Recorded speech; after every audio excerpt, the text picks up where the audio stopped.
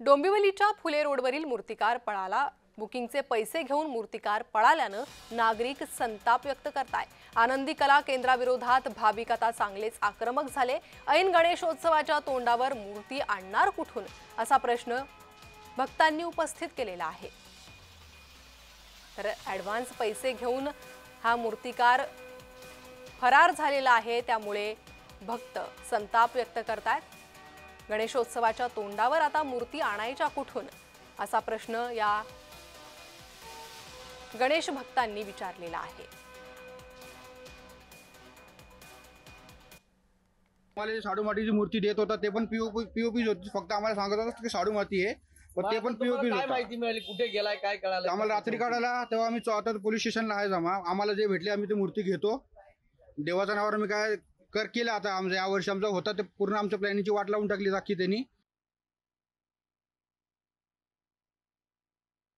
आमची पण मूर्ती जो सांगितली होती शाडू मातीची आम्ही मूर्ती घेतो दरवर्षी। आता 5th इयर होता, तर आम्ही ते दगडूशेठ घ्यायचं होतं आम्हाला, आणि आता आमची मूर्तीच नाही इकडे। रात्रीपासून मूर्ती बघायला आलेलो मी। गेल्या महिन्यामध्ये 7 तारखेला मूर्ती बुकिंग केली आणि ते लोक बोलतात की आज उद्या आज करतो। आमची मातीची मूर्ती होती, शाडू मातीची, तर ते बोलतात की आज उद्या आज करत। आता गेल्या हप्त्यातून मी आलो मूर्ती बघण्याकरता, ते बोलले की तुम्हाला शुक्रवारी रेडी करून देतो, म्हणून मी रात्री पैसे घेऊन आलो।